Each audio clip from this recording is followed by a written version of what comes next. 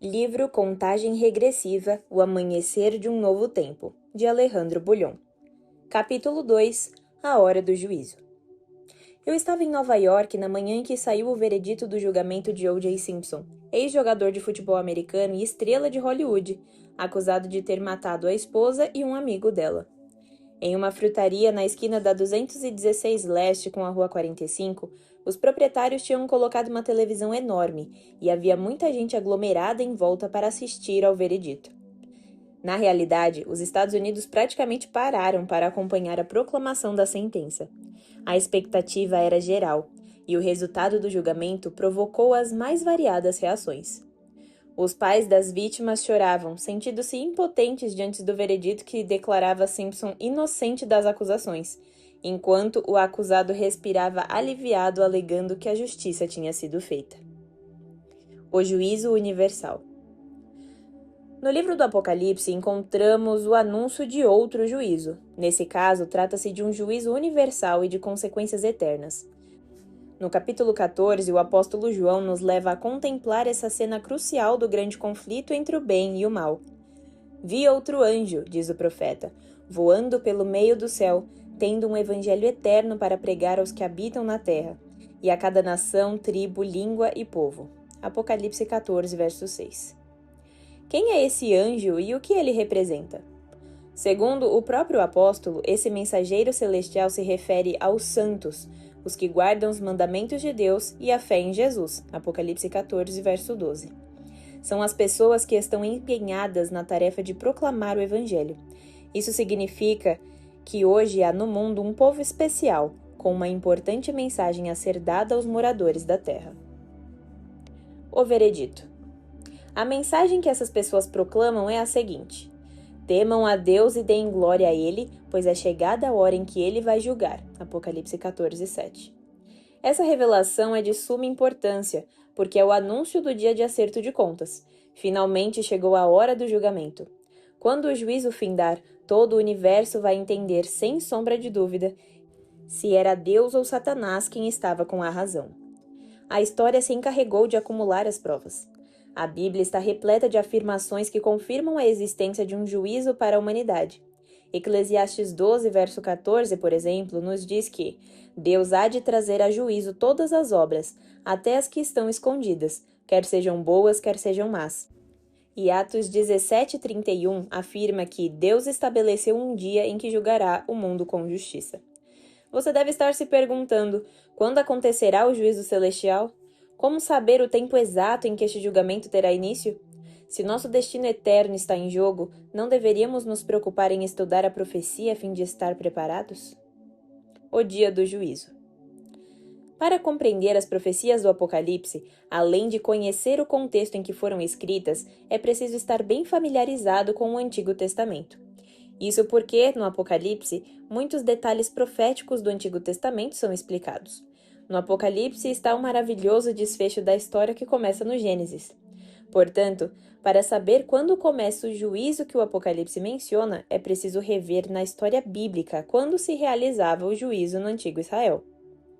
De acordo com as Escrituras, o juízo em Israel ocorria no 10º dia do 7º mês, com o Yom Kippur, o dia da expiação. Nessa ocasião, quem não se humilhasse diante do Senhor era eliminado do povo. Levíticos 23, verso 29. Por isso, era um dia de julgamento para Israel. Durante o ano, o sacerdote intercedia em favor dos israelitas apenas no lugar santo do santuário. Contudo, no dia da expiação, algo especial ocorria. O sumo sacerdote entrava no lugar santíssimo onde ficava a Arca da Aliança e se manifestava a glória de Deus a fim de fazer expiação pelo santuário por causa das impurezas dos filhos de Israel e por causa das suas transgressões e de todos os seus pecados. Levítico 16, verso 16. Enquanto ele ministrava, cada verdadeiro israelita renovava sua consagração a Deus e confirmava seu arrependimento, ficando assim perdoado e limpo. A Bíblia nos ensina que tudo o que acontecia no santuário terrestre era a representação de uma obra de dimensões cósmicas a ser realizadas por Cristo no céu. Veja o que Hebreus 9, 23 e 24 diz a respeito disso. Era necessário, portanto, que a figura das coisas que estão nos céus fossem purificadas com tais sacrifícios, Mas as próprias coisas celestiais requerem sacrifícios superiores àqueles, porque Cristo não entrou em santuário feito por mãos humanas, figura do verdadeiro santuário, porém no próprio céu, para comparecer agora por nós diante de Deus. Um santuário no céu. Se você analisar com cuidado a declaração bíblica anterior, chegará à conclusão de que existe um verdadeiro santuário no céu e que o santuário israelita era apenas figura do verdadeiro. Se a purificação do santuário terrestre era o dia do juízo para Israel, torna-se evidente que o momento da purificação do santuário celestial será também a ocasião do julgamento da humanidade. Mas quando isso acontecerá? Se descobrirmos essa data, teremos descoberto quando será estabelecido o tribunal divino responsável pelo julgamento dos seres humanos. Agora vem algo surpreendente. A Bíblia contém uma profecia ignorada por muitas pessoas, registrada em Daniel 8,14, que apresenta essa resposta.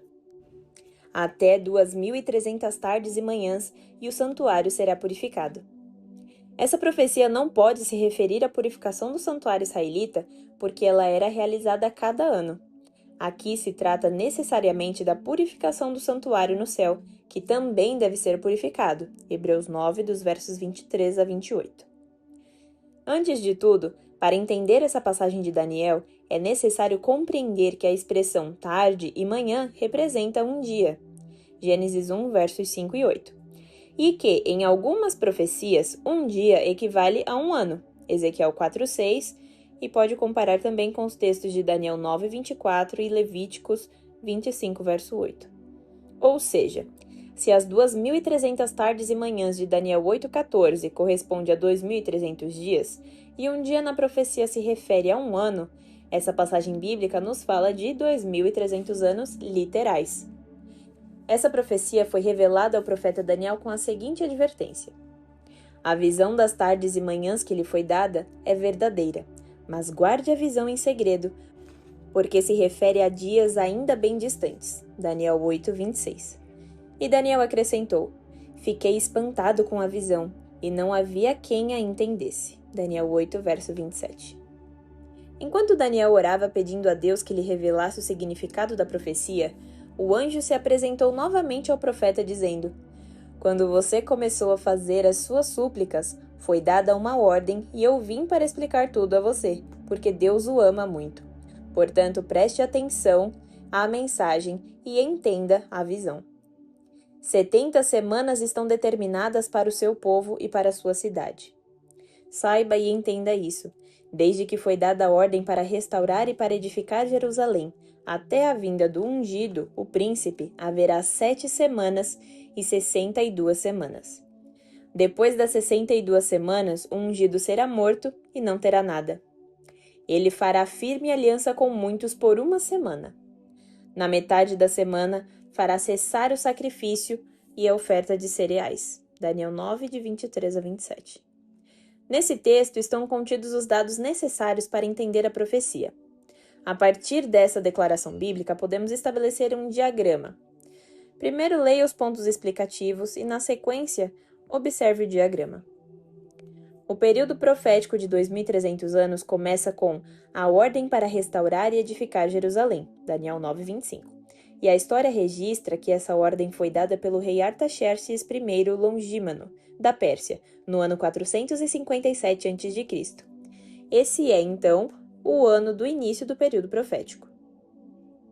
A profecia diz que, no ano 457 a.C., até a vinda do ungido, o príncipe, quer dizer, o batismo de Jesus, haveria 7 semanas e 62 semanas. Esse total de 69 semanas em linguagem profética equivale a 483 anos, o que nos leva a 27 depois de Cristo, ano em que Jesus foi batizado. Até aqui a profecia se cumpriu com exatidão. A profecia fala de 1 semana a mais, 7 dias proféticos, que é igual a 7 anos, levando-nos de 27 depois de Cristo a 34 depois de Cristo, quando Estevão foi apedrejado e o evangelho foi pregado aos gentios, ampliando o pacto de Deus com Israel para incluir outros povos e nações. Isso também se cumpriu com precisão. A profecia afirma que na metade dessa última semana, em 31 depois de Cristo, o ungido faria cessar o sacrifício.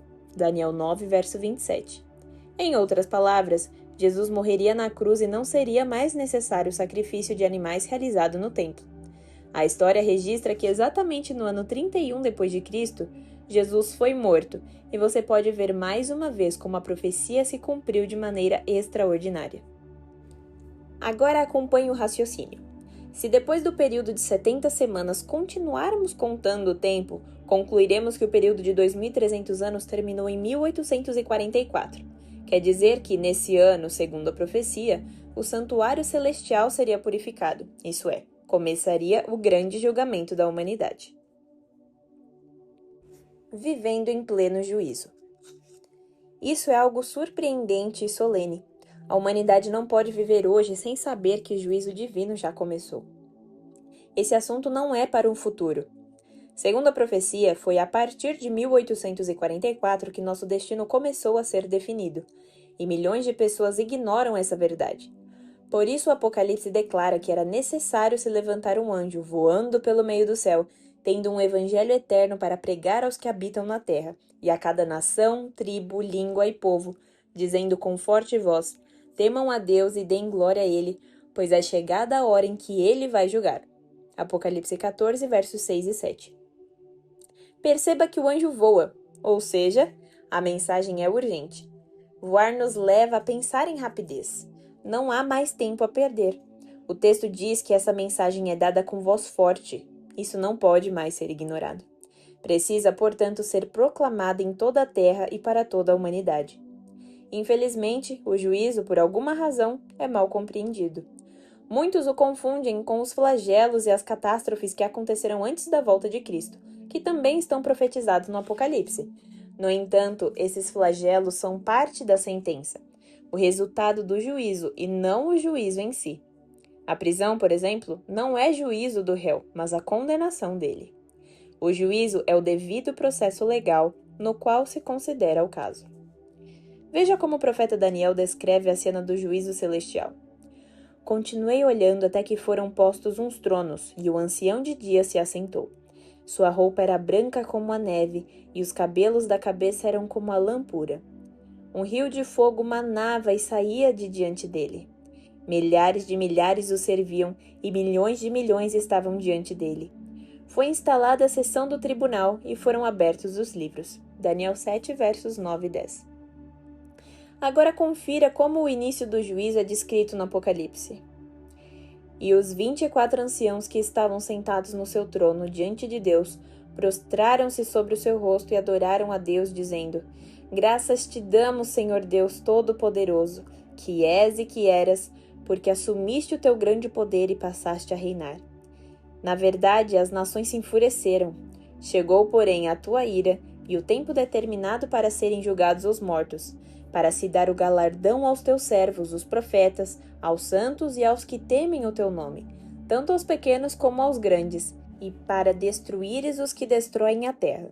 Abriu-se então o santuário de Deus, que se acha no céu, e foi vista a arca de sua aliança no seu santuário. E sobrevieram relâmpagos, vozes, trovões, terremoto e forte chuva de granizo. Apocalipse capítulo 11, versos 16 a 19. Observe as principais semelhanças entre as descrições feitas por Daniel e João: o trono de Deus, tronos e as referências diretas ao julgamento. De maneira especial, o Apocalipse menciona o santuário que está no céu e a Arca da Aliança presente no lugar santíssimo e vista apenas em um contexto específico, o dia da expiação, ocasião de juízo para o povo de Deus. Portanto, a cena está montada, o tribunal está instalado. Os livros foram abertos. Segundo a profecia, isso aconteceu em 1844 e, no presente momento, a humanidade está sendo julgada. Para saber mais e conferir outros materiais, acesse o QR Code. Veja também a continuação desse livro nos vídeos ao lado.